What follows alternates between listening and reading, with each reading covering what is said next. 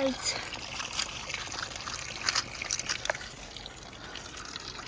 यस्तो मजाको धारो छ होइन गर्मी छ गर्मी भन्नाले नि घाम चाहिँ लागिरहन्छ अर्का त्यस्तो साह्रो गर्मी चाहिँ छैन है घाम लाग्यो भने यहाँ चाहिँ गुल्मी हो नि त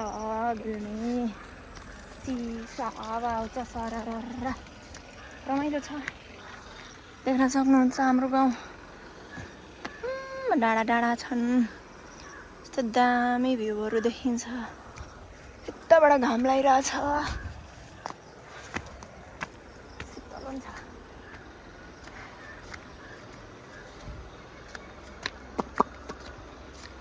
म चाहिँ गाइस आज हाम्रो घरमा रोपाइ भएको हुँदा ए मासु लिएर आएको छु खेतारालाई मासु खुवाएर पल्काउनु पर्यो नि त होइन पल्काए पछाडि अनि बल्ल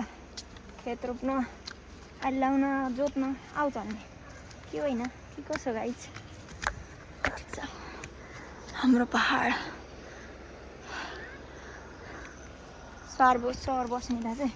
खासै पहाडको चिसो हावा थाहा छैन होला विशेष गरी आज बटौलीमा बस्ने मान्छेलाई के कसो बटौलीमा त गाइस छन् शीतलमा पनि हजुरबा नमस्ते म हिज बेलुकी सन्चै हुनुहुन्छ कहाँ जान लाउनु र ए मकै लगाएर